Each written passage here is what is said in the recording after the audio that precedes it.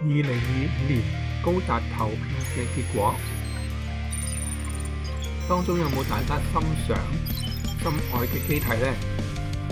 我自己嘅機體呢，就好似唔入圍喎。咁回顧一下佢嘅排名先，頭20位，第20名呢，就係獨角獸高達，就比我想象中呢較為低嘅。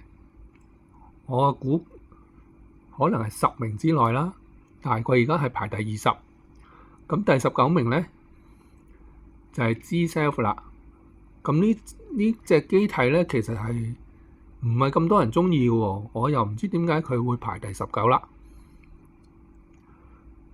第18名呢，就係 Mark II。Mark II 呢係我最愛嘅機體，因為我係由2Z高達開始入坑嘅。我睇2Z高達呢，就直頭即刻跌咗入個坑度，完全沉迷咗喺高達世界。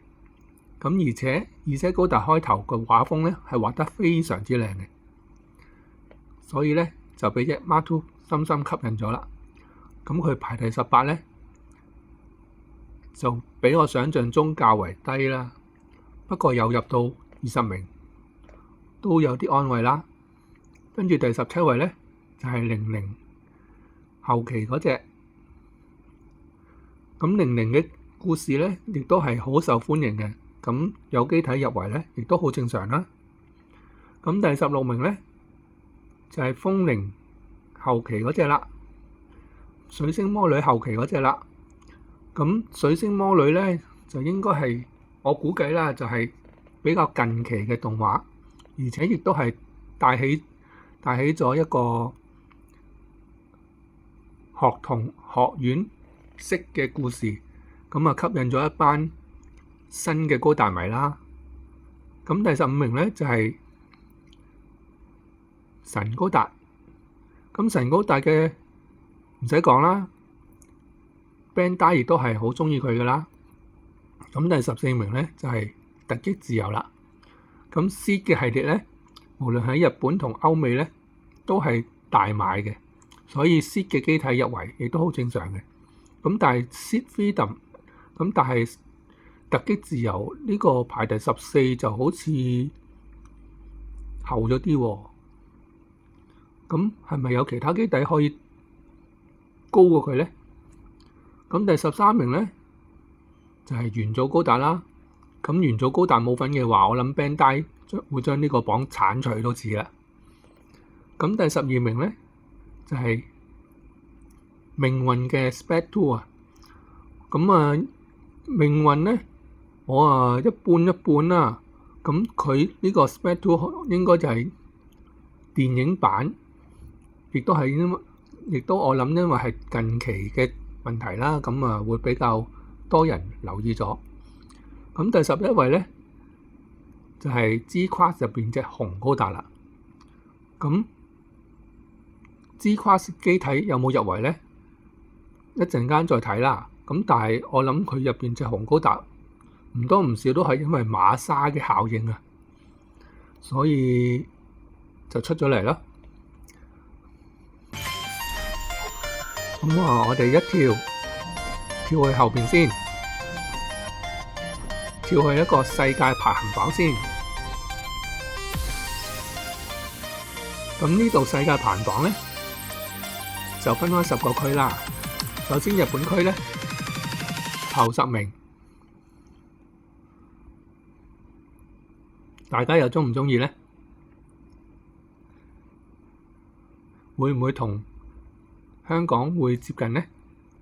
佢第10名呢係巴巴托斯野獸型喎，跟住第9名呢又係紅高達喎，第8名呢就係電影版嘅 Mighty Strike Freedom 啦，跟住第7就係 F91，第6就係 Turn A， 第5呢就係煙紅突擊喎，第4呢就係 Freedom， 第3就係 2Z 高達，第2就係 W。NS Walk 嗰隻，睇呢個版咧，其實都幾接近，估計到較為 hit 嗰一紮，除咗係第5位，係啦，諗唔到點解會係煙紅，就唔係原本嗰隻突擊高達。唔知點解煙紅會特別多人提名啦。咁第1名係咩咧？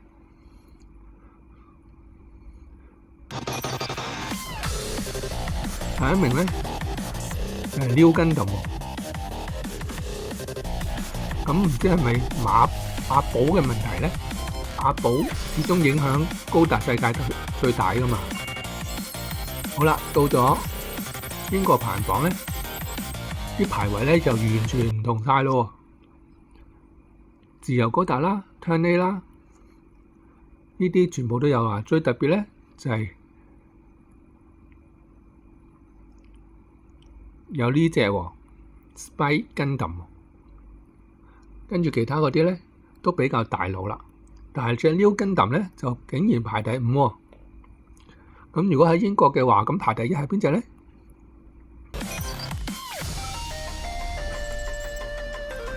都係大熱嘅 W， 咁始終 W 咧係高達係 Bandai 推去外國嘅主力動畫嚟嘅，所以都好正常嘅。跟住到中國地區咧，角色都差唔多啦，但係仍然都係有煙紅高達，係比較意外想像到嘅。咁第1名係咩咧？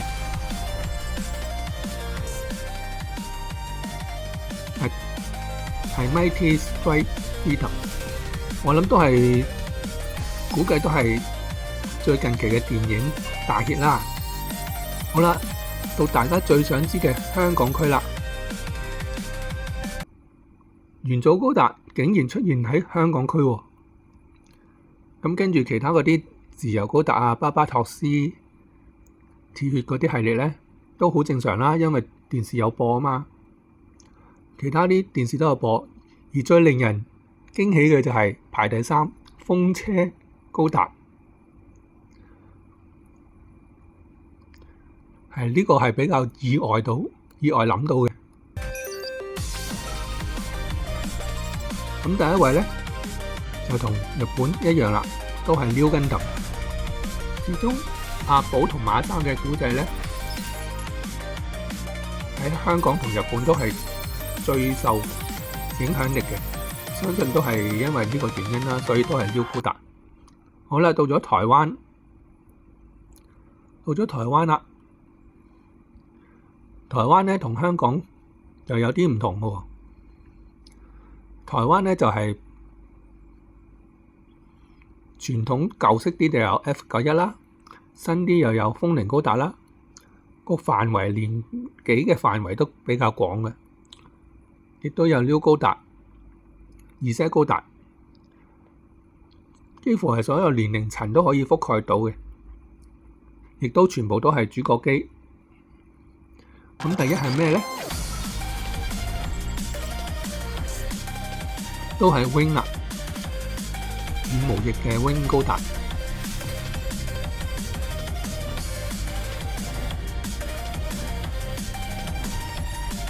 好啦，亞洲區咧，頭先5個榜咧就出現咗呢5隻啦，跟住仲有5個榜，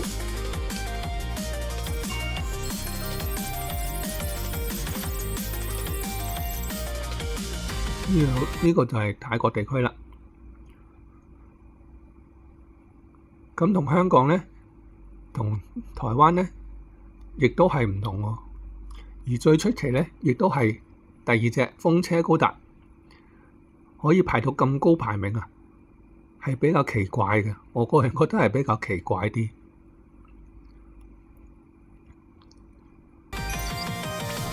而第1名咧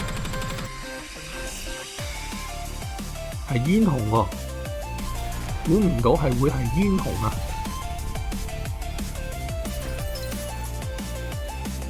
跟住到法國地區啦，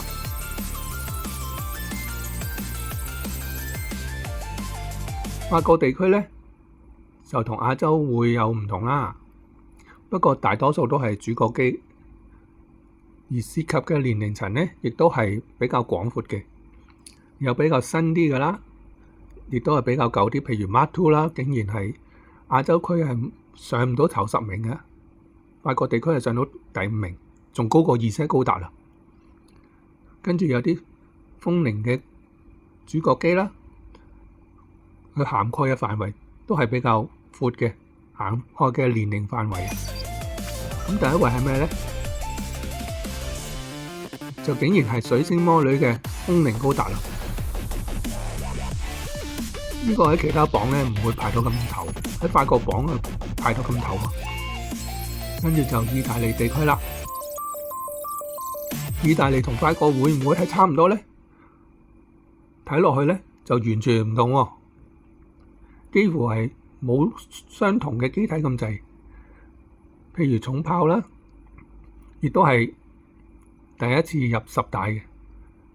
Freedom 啊、New 啊呢啲就正常啦 ，W 呢啲就正常啦。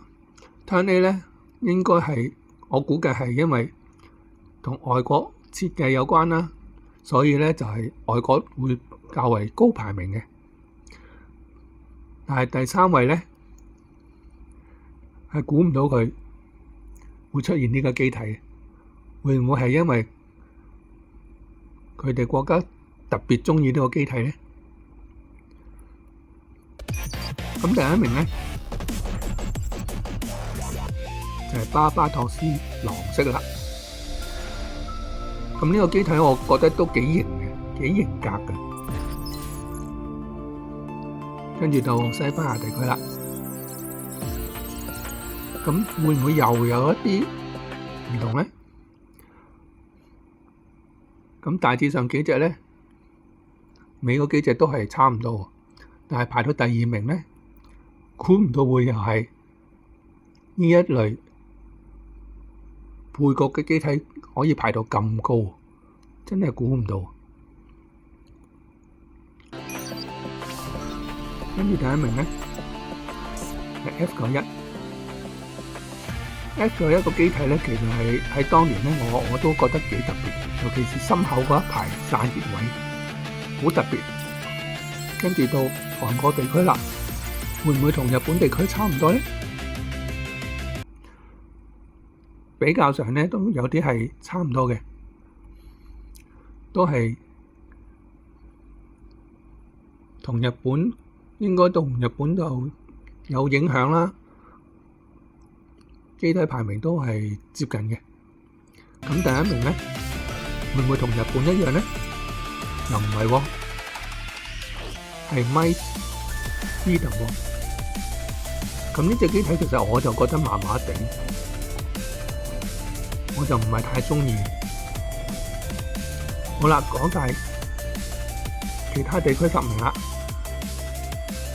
咁咧就睇返全世界榜嘅頭10位咯。係全球第10位，風鈴高達。咁啊，相信因為係近呢幾年啦，比較多人識㗎啦。咁狼式咧，我都覺得係較為近少少，同埋個古仔咧係比較特別嘅。可惜第2季係差少少啦。咁唯一咧呢隻煙雄咧係唔知點解會咁多人投，就算係新嗰套電影版咧，個出場都唔係太多太突出嘅啫。咁 F91咧，佢有佢嘅特色啦。UC 世紀入邊佢都幾特別嘅。Turn A 咧，其實機體上邊咧就怪怪地，但係如果係背脊嗰啲散熱位咧，都係好有特色嘅。Might Freedom啦，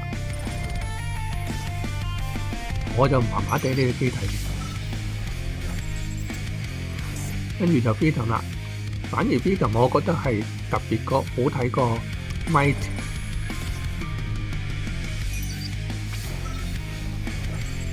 第3位2些高達，2些高達個故仔咧係我入坑嘅故仔，有隻二車高達咧，我覺得我都幾安慰嘅。第二位 W 基本上都冇得講㗎啦，太過熱烈，太過受歡迎啊！第一位 New Gundam 全球排行榜 New Gundam， 我估計都係馬沙寶個古仔太過深入民心啊！同埋佢最尾嗰個，大家會有咩失望啊感覺咧？我自己就覺得啦，投票嘅人咧都會鍾意自己代表自己地區嘅，譬如好似風車高達啦，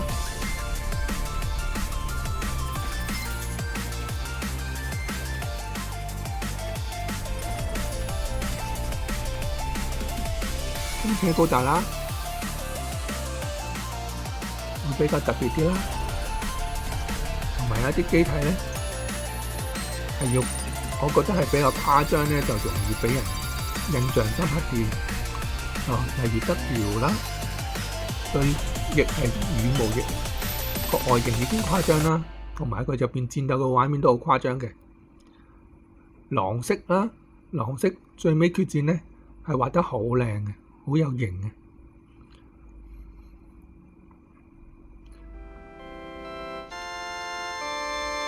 好啦，今次咧就2025年嘅排行榜啦，大家可以互相分享下啦。